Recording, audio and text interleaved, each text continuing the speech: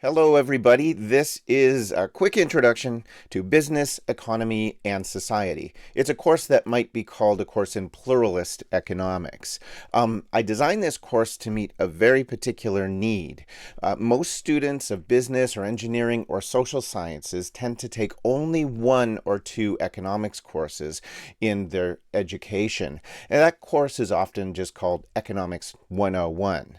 That means that most people's understanding of the economy comes from that Econ 101 course if they've gone to university or college. And even more so, since the knowledge that's taught in that course is kind of bled into the popular population, most people out there in the world, their understanding of the economy and how it works really stems from that Econ 101 course.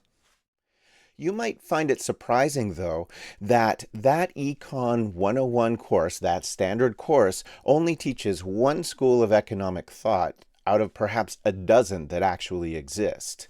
And you might be surprised to learn that nearly 90% of actual economists working and practicing in the real world and in academia and in government don't believe that the world acts in the way that that intro course describes it economically.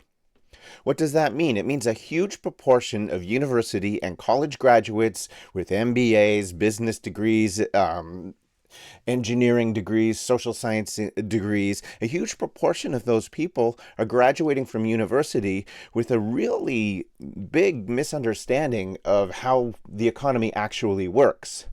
And that can have serious consequences. For example, if you were in business and you started a business and operated it according to the insights of Econ 101, you would probably go out of business fairly quickly.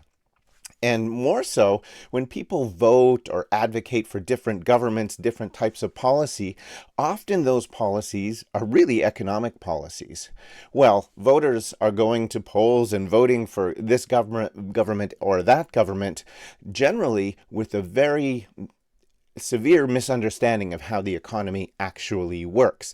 That's because this course, Econ 101, has really bled its logic into popular culture, and most people's sort of what they call common sense understanding of the economy really come from that one Econ 101 course that is taught from that one perspective when they could have been taught from the dozen perspectives that actually exist out there on the economy and that are actually used by economists.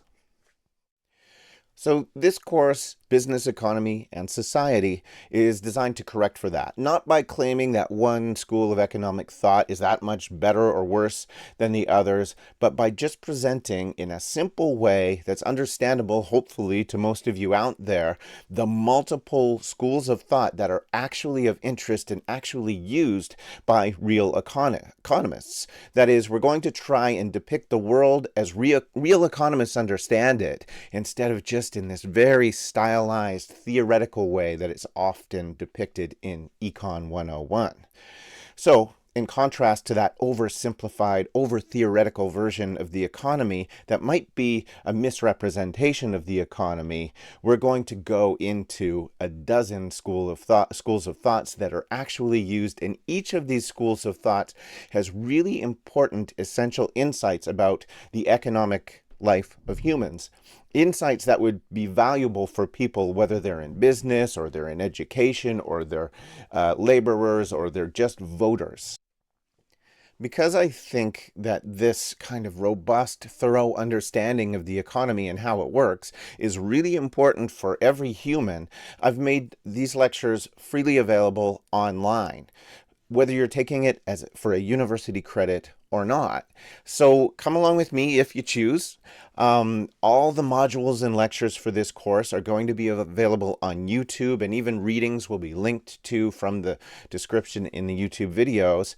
And we'll just get started now with Module 1, which describes what an economy is and what it's even for.